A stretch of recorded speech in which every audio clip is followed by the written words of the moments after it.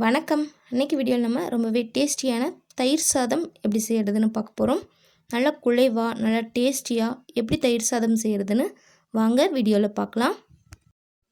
முதல்ல சாதத்தை நல்லா குழைவாக வேக வச்சுக்கலாங்க. அதுக்கு ஒரு கப் அளவுக்கு நார்மலாக சாதம் வடிக்கிற புழுங்கல் அரிசி சேர்த்துக்கிறேன். இதுக்கு பதிலாக நீங்கள் பச்சரிசி கூட சேர்த்துக்கலாங்க. இதை நல்லா கழுவி எடுத்துகிட்டு வந்தாச்சு. இப்போ இது கூட நம்ம தண்ணி சேர்த்துக்கலாம். எந்த கப்பில் அரிசி எடுத்தோமோ அதே கப்பில் 3 கப் அளவுக்கு தண்ணி சேர்த்துக்கலாம். சேர்த்துட்டு இந்த சாதத்துக்கு தேவையான அளவு உப்பு சேர்த்துக்கலாம். உப்பு சேர்த்து குக்கரை மூடி விசில் போட்டு 3லேருந்து 4 விசில் வரைக்கும் விட்டுக்கோங்க. சாதம் நல்லா குழைவாக வேகணும்.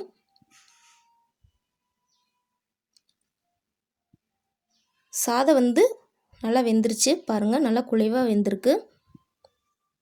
இது இந்த மாதிரி கரண்டியை வச்சு நல்லா மசிச்சு விட்டுக்கோங்க. இந்த அளவுக்கு சாதத்தை நல்லா மசிச்சு விட்டதுக்கப்புறமா இப்போ இது கூட நம்ம தயிர் சேர்த்துக்கலாங்க. எந்த கப்பில் அரிசி எடுத்தோமோ அதே கப்பில் 1 கப் அளவுக்கு நான் தயிர் சேர்த்துக்கிறேன். உங்களுக்கு சாதம் இன்னும் நல்லா குழைவாக வேணும் அப்படின்னா கூட இன்னும் ஒரு 1/2 கப் அளவுக்கு தயிர் சேர்த்துக்கோங்க.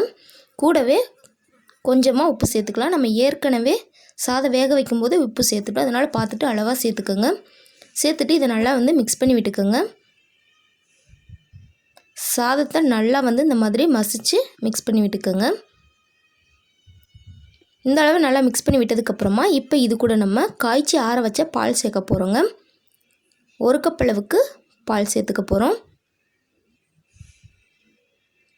தயிர் எடுத்து அதே கப்பில் 1 கப் அளவுக்கு பால் சேர்த்துட்டு நல்லா மிக்ஸ் பண்ணி விட்டுக்கலாம். பால் சேர்த்து நல்லா இந்த மாதிரி மிக்ஸ் பண்ணியாச்சு. நல்லா குழைவாக சாதம் ரெடி ஆயிடுச்சு. இப்போ இதை நம்ம தாளிச்சிடலாங்க. தாளிக்கிறதுக்கு ஸ்டவ் ஆன் பண்ணி ஒரு வாணலி அடுப்பில் வச்சுருக்கேன். அதில் 1 டேபிள் ஸ்பூன் அளவுக்கு எண்ணெய் சேர்த்துக்கிறேன்.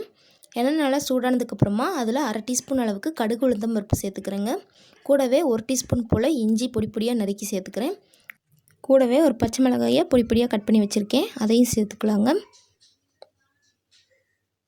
இது கூடவே ஒரு வரமிளகாயை இந்த மாதிரி கிள்ளி உள்ளே சேர்த்துக்கலாம்.